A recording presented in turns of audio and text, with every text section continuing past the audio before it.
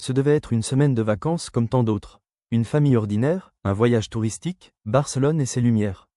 Mais en avril 2012, la famille Moral va basculer dans l'horreur et devenir malgré elle le témoin direct d'un crime mafieux lié au réseau de drogue hérité du cartel de Pablo Escobar.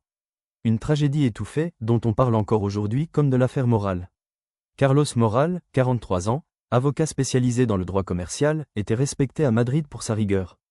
Isabelle, son épouse, infirmière, était décrite par ses collègues comme une femme douce et courageuse. Leur fils Daniel, 12 ans, passionné de football, rêvait de devenir joueur professionnel. Sa sœur Lucia, 9 ans, timide mais créative, remplissait des carnets de croquis de tout ce qu'elle voyait.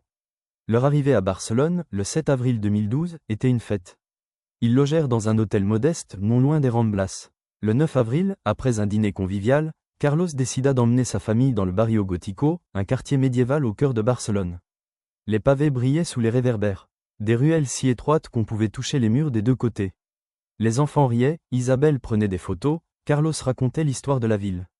Mais à 22h45, sur une petite place près de la Plaça de San Just, la famille entendit des bruits suspects. Selon le témoignage d'Isabelle recueilli plus tard, Carlos s'est approché. Il m'a fait signe de ne pas bouger. Et là, j'ai vu deux hommes, habillés en noir, jeter un sac dans une bouche d'égout. Le sac s'est ouvert. J'ai vu une main humaine. J'ai crié, je n'ai pas pu retenir mon souffle.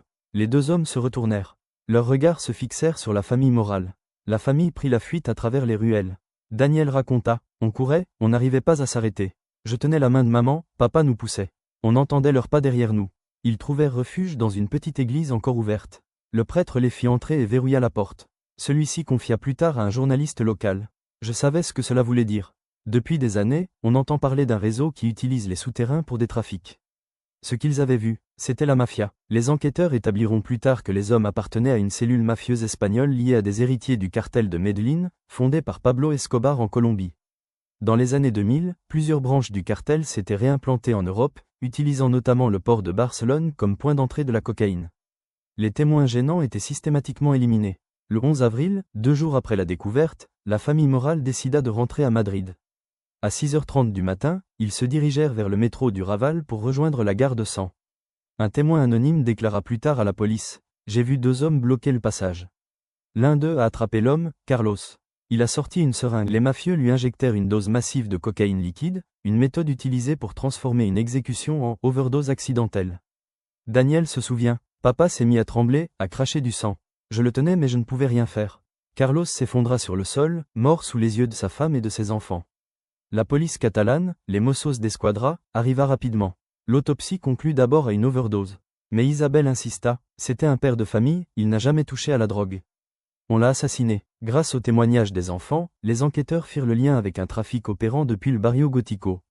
Mais rapidement, l'affaire fut classée, officiellement faute de preuves. Un policier confia anonymement à la presse, on savait qui étaient ces hommes. Mais personne n'osait aller plus loin. Ce réseau avait des protections. Isabelle rentra à Madrid avec ses enfants et le cercueil de Carlos. Les funérailles rassemblèrent des dizaines de proches. Lucia cessa de dessiner, sauf une page, celle de son père mourant, qu'elle avait esquissée ce matin-là, incapable de s'arrêter malgré les larmes. Daniel ne parla plus de football.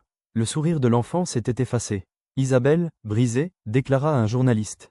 On est parti en vacances en famille. On est rentré à 3. Tout ça parce qu'on a vu ce qu'on n'aurait jamais dû voir. Aujourd'hui encore, l'affaire Moral reste un dossier classé mais évoqué comme l'exemple de la violence mafieuse importée en Europe par les cartels colombiens. Les fantômes d'Escobar ne sont plus en Colombie seulement. Ils rôdent encore, dans les ports, dans les villes, et parfois dans les ruelles sombres d'un quartier touristique. Barcelone est belle le jour. Mais la nuit, certains recoins appartiennent encore à la mafia, ancien enquêteur catalan. L'affaire Moral n'a jamais eu de coupable. Mais dans la mémoire de Barcelone, elle reste une cicatrice. Celle d'une famille ordinaire, happée par les fantômes d'Escobar, dans les ruelles sombres du Barrio Gótico.